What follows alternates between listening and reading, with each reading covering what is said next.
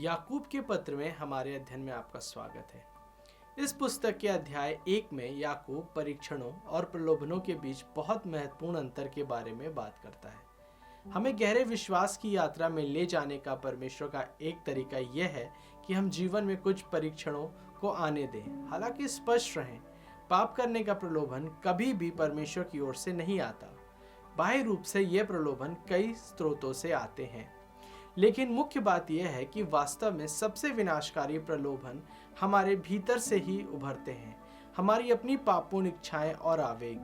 याकूब आश्वस्त करता है कि परीक्षा में पड़ना पाप करने के समान नहीं है। जब आप प्रलोभन के आगे झुकते हैं तभी आपने पाप किया है। इसका मतलब यह नहीं है कि आपको सीमाएं लांघनी चाहिए और प्रलोभन में पड़कर सहज हो जाना चाहिए। प्रलोभन इतनी आसानी से पाप की ओर ले जा सकता है और पवित्र शास्त्र हमें बताता है कि पाप की मजदूरी मृत्यु है। पाप के साथ यह संघर्ष हालांकि मसीह के माध्यम से हर दिन जीता जा सकता है।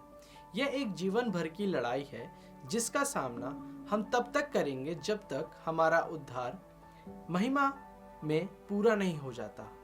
याकूब हमें याद दिलाते हैं कि जब हम मसीह पर निर्भर रहने के बजाय पाप के आगे झुक जाते हैं तो यह हमेशा मृत्यु और विनाश की ओर ले जाता है। इसलिए अध्याय 1 में जोखिम ऊंचे हैं। याकूब हमारे सामने जीवन और मृत्यु प्रस्तुत कर रहा है। यदि हम परीक्षाओं का सामना परमेश्वर में विश्वास के साथ करें तो प्रचुर जीवन मिल सकता है। यदि हम प्रलोभनों के आगे झुक जाते हैं और जितनी जल्दी हो सके दूसरी दिशा में भागने के बजाय पाप करते हैं तो हमें मृत्यु भी हो सकती है। कभी कभी हम अपने जीवन में जिन प्रलोभनों का सामना करते हैं वे निसंदेह भारी होते हैं।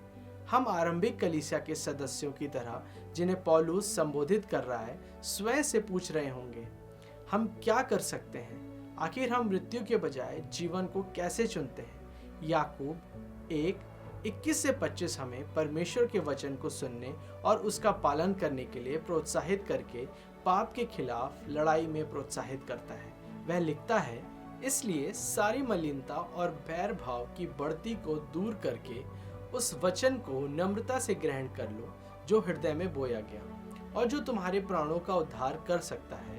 परंतु वचन पर चलने वाले बनो और केवल सुनने वाले ही नहीं जो अपने आप को धोखा देते हैं, क्योंकि जो कोई वचन का सुनने वाला हो और उस पर चलने वाला ना हो तो वह उस मनुष्य के समान है जो अपना स्वाभाविक मुंह दर्पण में देखता है, इसलिए कि वह अपने आप को देखकर चला जाता और तुरंत भूल जाता है कि वह कैसा था।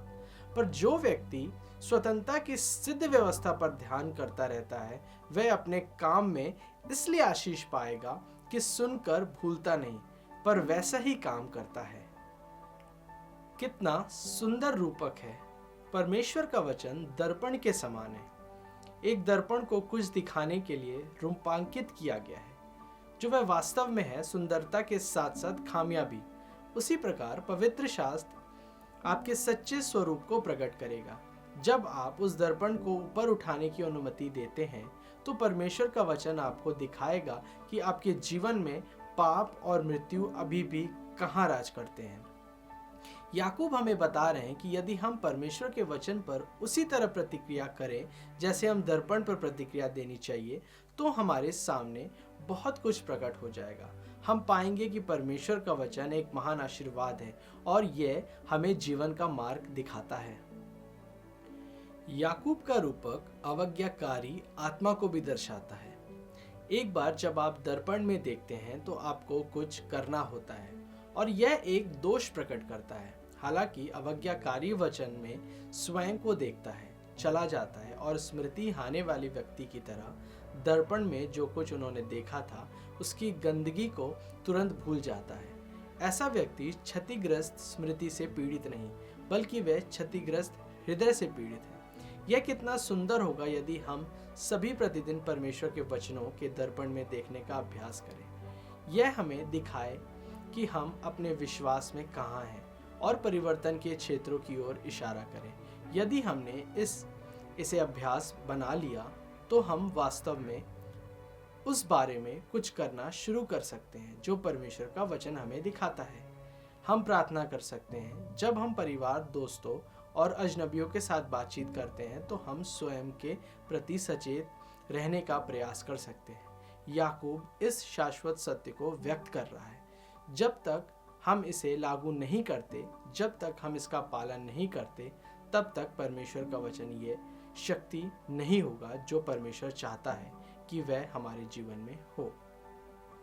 अब जब हम पवित्र शास्त्र के दर्पण से स्वयं की जांच करते हैं, याकूब नकली धर्म बनाम सच्चे धर्म पर चर्चा करता है। वह 1:26 से 27 में लिखता है, यदि कोई अपने आप को भक्त समझे और अपनी जीभ पर लगाम ना दे पर अपने हृदय को धोखा दे तो उसकी भक्ति व्यर्थ है।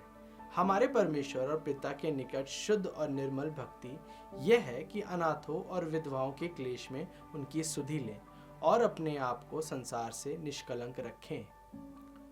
यह अनुच्छेद हमें दिखाता है कि सच्चा धर्म केवल महान विचारों को व्यक्त करने के बारे में नहीं है, बल्कि यह एक परिवर्तित जीवन की मांग करता है। हम अच्छा काम करने में कड़ी मेहनत करके अपना उद्धार अर्जित नहीं करते हैं। इसके बजाय जिनके पास सच्चा विश्वास है और वे उस विश्वास के माध्यम से बदल गए हैं, वे स्वाभाविक रूप से अच्छा करने के लिए कड़ी मेहनत करेंगे। याकूब 2 बहुत विशिष्ट चीजें बताता है जो विश्वासियों को करनी चाहिए। जीभ पर नियंत्रण रखें और कम भाग्यशाली लोगों के लिए करुणा का हृदय रखें। इस उदाहरण में कम भाग्यशाली का मतलब विधवाओं और अनाथों से है, जो उस समय जीवन की क्रूरताओं के प्रति सबसे अधिक सुरक्षित थे। याकूब अन्य कम भाग्यशाली लोगों के बारे में भी बात करता है। वह अध्याय 2 की शुरुआत स्पष्ट आदेश के साथ करता है। पहले वचन में कहता है, हे मेरे भाइयों, हमारे महिमा युक्त प्रभु यीशु मसीह पर तुम्हारा विश्वास पक्षपात के साथ ना हो। ईसाई समुदाय में रहने वाले लोग हैं, यह आज भी सत्य है और जब तक कलीसिया अस्तित्व में है तब तक यह सत्य रहेगा। इसका मतलब है कि चीजें समय समय पर गड़बड़ हो सकती हैं। जब आप लोगों के साथ जीवन जीते हैं, यहाँ तक कि ईसाई के रूप में भी, आप ऊपरी हाथ पाने की इच्छा से या राज्य मूल्यों के बजाय सांस्कृतिक मानकों के आधार पर लोगों का मूल्यांकन करने के प्रलोभन से मुक्त नहीं होते हैं। यदि हम ईमानदार हैं तो हम लोगों के बारे में परमेश्वर के नजरिए के बजाय दुनिया के नजरिए से सोचते हैं। तो याकूब एक ऐसी स्थिति का विवरण देता है जहां आगंतुक कलीसिया में आते हैं। एक धनी है और दूसरा गरीब है। श्रोताओं को यह अनुमान लगाने की जरूरत नहीं है कि कौन कौन है। उन्हें बताया जाता है कि धनी आदमी बहुत अमीर दिखता है और गरीब आदमी बहुत गरीब दिखता है। याकूब अनुमान लगाता है कि मंडली के लोग कैसे प्रतिक्रिया दे सकते हैं। क्या कोई गरीब आदमी को खारिज करते हुए अमीर आदमी का स्वागत करेगा? निसंदेह उसे आशा नहीं है, क्योंकि वह प्रतिक्रिया यीशु के कार्य करने के तरीके के प्रति विश्वासघात होगी। याकूब 2:7 और 8 में वह कहता है कि इस प्रकार का पक्षपात उस उत्तम नाम की निंदा नहीं करते जिसके तुम कहलाते हो। तो भी यदि तुम पवित्र शास्त्र के इस वचन के अनुसार कि तू अपने पड़ोसी से अपने समान प्रेम रख, सचमुच उस राज्य व्यवस्था को पूरी करते हो तो अच्छा ही करते हो। इस परिदृश्य में याकूब हमें समझा रहा है कि गरीब आदमी भी उतना ही हमारा पड़ोसी है जितना अमीर आदमी। पड़ोसी की प्रेम के लिए विश्वास की तरह हाथों और पैरों की आवश्यकता होती है। प्रेम तभी सच्चा प्रेम होता है जब यह मुश्किल हो और इसे अमल में लाया जाए। इसलिए याकूब 2:15 से 16 में पूछता है, यदि कोई भाई या बहन नंगे उघाड़े हो और उन्हें प्रतिदिन भोजन की घटी हो और तुम में से कोई उनसे कहे, कुशल से जाओ, तुम गर्म रहो और तृप्त रहो, पर जो वस्तुएं देह के लिए आवश्यक हैं वे उन्हें ना दे तो क्या लाभ? ईसाई धर्म भावनाओं के बारे में नहीं है, यह एक प्रतिबद्ध जीवन और रूपांतरित जीवन के बारे में है जो मसीह के जीवन को दर्शाता है। जो लोग विश्वास और ईसाई प्रतिबद्धता का दावा करते हैं लेकिन उनके पास दिखाने के लिए कुछ भी ठोस नहीं है, उन्हें अपने विश्वास का पुनः मूल्यांकन करने की आवश्यकता है। कार्य हमें नहीं बचाएगा, कार्य हमें मुक्ति नहीं दिला सकते। हालांकि वह इस बात का एक अच्छा माप है कि आस्था के बारे में हमारी स्वीकारोक्ति सच है या नहीं। जब आप घोषणा करते हैं कि परमेश्वर एक है, यहूदी विश्वास की महान स्वीकारोक्ति, याद रखें कि याकूब 2:19 कहता है, दुष्ट आत्मा भी विश्वास रखते और थरथराते हैं। यह एक बहुत ही विनम्र कथन है। दुष्ट आत्मा भी विश्वास करते हैं, लेकिन इसका मतलब ये नहीं है कि वे आज्ञा का पालन करते हैं। परिवर्तित हृदय वाले परमेश्वर के अनुयायियों के रूप में हमें आज्ञा पालन करने और अपने विश्वास को क्रियान्वित करने के लिए बुलाया गया है। जैसे याकूब अध्याय 3 शुरू करता है, वह आज्ञाकारिता के एक महत्वपूर्ण पहलू पर दोबारा गौर करता है। जीप का अनुशासन वह 4 दृष्टांतों से शुरू करते हैं: घोड़ा, जहाज, आग और जानवरों को वश में करने वाला। घोड़ा एक शक्तिशाली जानवर है, लेकिन उसके मुंह में लगाम की मुखरी डालें और आप उस पर लगभग पूरा नियंत्रण पा लेते हैं। इसी तरह जहाज विशाल होते हैं और शक्तिशाली हवाओं से बहुत मुश्किल से चलते हैं, लेकिन उन्हें छोटी पतवारों से पानी में निर्देशित किया जा सकता है। जहाँ तक जंगल की आग का जिक्र याकूब ने किया है, यह एक छोटी सी लौ से जलती है। ऐसा ही वह 3:5 में भी कहता है। वैसे ही जीभ भी एक छोटा सा अंग है और वह बड़ी बड़ी डींगे मारती है। याकूब इस शिक्षा को 3:2 में एक वादे के साथ सारांशित करते हुए कहता है, जो कोई वचन में नहीं चूकता वही तो सिद्ध मनुष्य है और सारी देह पर भी लगाम लगा सकता है।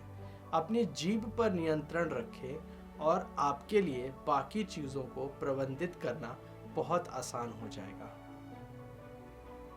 जो ईसाई यीशु की आज्ञा मानने के प्रति गंभीर हैं, उन्हें अपनी जीभ पर नियंत्रण रखना चाहिए, क्योंकि जैसा कि याकूब 3:6 में कहते हैं, जीभ भी एक आग है। जीभ हमारे अंगों में अधर्म का एक लोक है और सारी देह पर कलंक लगाती है और जीवन गति में आग लगा देती है और नरक कुंड की आग से जलती रहती है। इस बात को सशक्त तरीके से कहना लगभग असंभव लगता है। याकूब यह सुनिश्चित करना चाहता है कि उसके पाठकों को यह बात समझ आ जाए, अनियंत्रित जीभ एक बड़ी समस्या है। याकूब हमें बताते हैं कि एक अनुशासित व्यक्ति बनने का एकमात्र तरीका यह है कि आप अपनी जीभ को अनुशासित करना सीखें। बेशक ये कहना जितना आसान है, करना उतना आसान नहीं है। मानवता विभिन्न प्रकार के जंगली जानवरों को वश में करने से सक्षम है, लेकिन जीभ कभी नहीं। याकूब जोर देकर के कहता है 3:8 में, पर जीभ को मनुष्यों में से कोई वश में नहीं कर सकता। वह एक ऐसी बला है जो कभी रुकती ही नहीं। वह प्राणनाशक विष से भरी हुई है। जीभ भी स्वयं का खंडन करती है। 1 मिनट में परमेश्वर को आशीर्वाद देकर अच्छा करती है और अगले मिनट परमेश्वर के बच्चों को शाप देकर बुरा करती है। यदि हम वास्तव में परिवर्तित ईसाई हैं, तो हमारी जीभ की प्रकृति सुसंगत होनी चाहिए। याकूब 3:11 और 12 में कुछ अलंकारिक प्रश्न पूछकर इस बात को स्पष्ट करता है, क्या सोते के एक ही मुंह से मीठा और खारा जल दोनों निकलता है? हे मेरे भाइयों, क्या अंजीर के पेड़ में जैतून या दाख की लता में अंजीर लग सकते हैं? वैसे ही खारे सोते से मीठा पानी नहीं निकल सकता। इसलिए वह कह रहा है कि हर समय एक ईसाई को उस तरीके से बोलना चाहिए जो उसके विश्वास के अनुरूप हो। आप शायद सोच रहे होंगे, यदि याकूब कहते हैं कि हमारे लिए अपनी जीभ को अपने वश में करना संभव है, तो हम इसे कैसे करेंगे? याकूब के अनुसार आप अपनी जीभ को अनुशासित करने का एकमात्र तरीका यह है कि वह बुद्धि की नम्रता कहता है उसे समझे। नम्रता का अर्थ है संयम। पहले के उदाहरण की तरह घोड़े को वश में करने से पहले वह एक शक्तिशाली जानवर होता है जो चाहे करता है। यह छवि याकूब के अनियंत्रित मानव हृदय के चित्रण का प्रतिनिधित्व करती है। यह याकूब 3:14 से 16 में कहता है, पर यदि तुम अपने अपने मन में कड़वी डाह और विरोध रखते हो तो सत्य के विरोध में घमंड ना करना और ना तो झूठ बोलना। यह ज्ञान वह नहीं जो ऊपर से उतरता है, वरन संसारिक और शारीरिक और शैतानी है, क्योंकि जहाँ डाह और विरोध होता है वहाँ बखेड़ा और हर प्रकार का दुष्कर्म भी होता है। घोड़े को वश में करने के बाद वह अभी भी एक शक्तिशाली जानवर है, लेकिन वह शक्ति अब किसी उत्पादक चीज की ओर निर्देशित है। इसका अपने से बाहर एक उद्देश्य है। ये नामकरण परमेश्वर की सच्ची बुद्धि को दर्शाता है, जो कि याकूब 3:17 के अनुसार, पर जो ज्ञान ऊपर से आता है वह पहले तो पवित्र होता है, फिर मिलनसार, कोमल और मृदु भाव और दया और अच्छे फलों से लदा हुआ और पक्षपात और कपट रहित होता है। तो याकूब की अभिव्यक्ति बुद्धि की निम्रता का अर्थ है कि आप परमेश्वर से यह ज्ञान परमेश्वर के वचन के माध्यम से प्राप्त करते हैं और परमेश्वर की इच्छा के प्रति समर्पित हो गए हैं। हम अपने जीवन के हर दिन खुद को 2 सांचों में से एक में ढाल रहे हैं, दिव्य ज्ञान का एक ईश्वरीय सांचा या सांसारिक सांचा जो विनाश की ओर ले जाता है। दिव्य ज्ञान पर ध्यान केंद्रित करना हमेशा आसान नहीं होता है। दुनिया आपको एक सांसारिक प्राणी बनाने के लिए बहुत सारी आदतें देंगी। यह आपको अपने जीवन में बोने के लिए ढेर सारे स्वार्थी बीज देगा। अच्छी खबर यह है कि परमेश्वर दयालुता पूर्वक हमें कई आध्यात्मिक अनुशासन देते हैं ताकि हम अधिक से अधिक मसीह की छवि में ढल सकें। वह हमें नियमित रूप से हमारे जीवन में बोने के लिए ईश्वरीय बीज प्रदान करता है। जैसे हम समाप्त करते हैं, इन सवालों पर विचार करें। क्या आपका धर्म सिर्फ एक बयान है, या क्या आपके दावे वास्तव में आपके द्वार हर दिन चुने गए विकल्पों को आकार देते हैं? क्या आप जीवन बोलते हैं या आप मृत्यु बोलते हैं? क्या आप अपने शब्दों का उपयोग निर्माण के लिए या विध्वंस के लिए करते हैं? क्या आप एक जंगली जानवर की तरह जो दूसरों के बारे में सोचे बिना जो चाहता है वह करता है, या आप परमेश्वर द्वारा पाला गया एक प्राणी है जो अच्छे के लिए कार्य करता है? क्या आप जानबूझकर परमेश्वर के वचनों के दर्पण में देखते हैं और अपना मूल्यांकन करते हैं, या आप इस बात को अनदेखा करते हैं कि पवित्र शास्त्र आपके वास्तविक स्वरूप के बारे में क्या कहता है? यदि आपको अपने आप से पूछे गए प्रश्नों के उत्तर पसंद नहीं है तो इन शिक्षाओं को व्यवहार में लाने में देर नहीं हुई है। पवित्र आत्मा के उकसावे का उत्तर दें और परमेश्वर की ओर लौटें। अभी प्रार्थना करें और परमेश्वर से प्रार्थना करें कि वह आपका हृदय बदल दे और आपको दृढ़तापूर्वक ऐसे मार्ग पर ले जाए जो परिवर्तन की ओर ले जाए।